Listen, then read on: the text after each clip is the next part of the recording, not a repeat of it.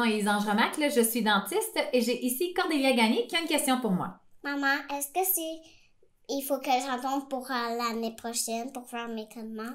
Si tu dois attendre à l'année prochaine pour faire tes traitements dentaires, Oui. dans le fond, si on attend quand on a un traitement à faire, souvent la conséquence est que le traitement va être plus important. La condition dentaire et buccale. La condition, c'est quoi? Bien, le problème va être aggravé. Ça va être plus gros. Donc, le traitement souvent doit être plus important. Souvent, quand les gens posent la question si on peut retarder, c'est plus une question financière ou une question qui ont peur, c'est une question de sécurité. Ouais, parce que s'ils ont peur, ben il faut c'est IP2 parce qu'ils ont peur qu'ils attrapent le coronavirus. C'est ça. Fait que là, dans le fond, ce qu'on a fait, faut comprendre que si, que ce soit le personnel traitant ou les patients, dès qu'on va avoir un patient en clinique, comme présentement ou même à la réouverture des cliniques, on va appliquer toutes les mesures de sécurité justement pour éviter toute propagation du virus. Donc, pour nous, c'est important la sécurité autant de nos employés que de nos patients. Et on a une stérilisation et une asepsie vraiment importante. C'est quoi une asepsie? Une asepsie, c'est quand on nettoie les surfaces, les salles, exactement. Donc, quand on touche? Exactement. Donc, quand on va réouvrir pour les cliniques, ça va être très sécuritaire pour tout le monde. Donc, est-ce que vous avez nettoyé les salles et la clinique? Oui, puis il y a des mesures de protection qui sont ajoutées à notre façon de faire traditionnellement. C'est quoi une protection? Ben, c'est comme il y a des visières. C'est qu'est-ce qui protège, là? Oui, qui protège, qui fait en sorte qu'on n'aura pas de contamination.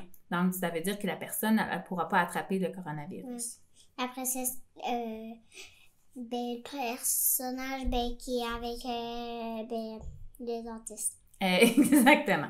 L'autre point, souvent, c'est une question financière. Bien, justement, on va trouver des façons de faire pour justement... façons pour régler le coronavirus. Oui, puis pour aider les gens justement à pouvoir avoir... à pouvoir avoir les amis puis toucher à eux.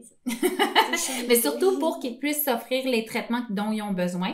Donc, il va y avoir des options de paiement et dans le fond, pour que tout le monde puisse s'offrir les traitements sans retarder parce que sinon, souvent, ça coûte plus cher quand on retarde parce que le traitement est plus important. Donc, la journée qu'on va réouvrir les cliniques... La journée qu'on va rouvrir les cliniques pour les maisons ici. Pour tout le monde. Pour tout le monde, leur maison. On va, quand il va plus avoir le coronavirus, tout le monde, on peut se donner un câlin parce que le coronavirus est mort. C'est ça, il n'y en aura plus. Mais en attendant que le coronavirus soit mort, bien, on va appliquer plein de systèmes justement pour éviter tout ce qui est contamination. Donc, il faut faire attention avec ce qui se dit des fois sur les réseaux sociaux et dans les médias parce que des fois, les gens ne sont pas nécessairement au courant de tout ce qui est comme mesure qu'on applique dans les cliniques. Donc, à ce moment-là, je ne conseille pas de retarder les traitements parce que sinon, ça empire le problème et on va trouver des solutions justement pour que ce soit, dans le fond, accessible pour tout le monde. C'est bon ça? Oui. Merci. Bye bye. Bye.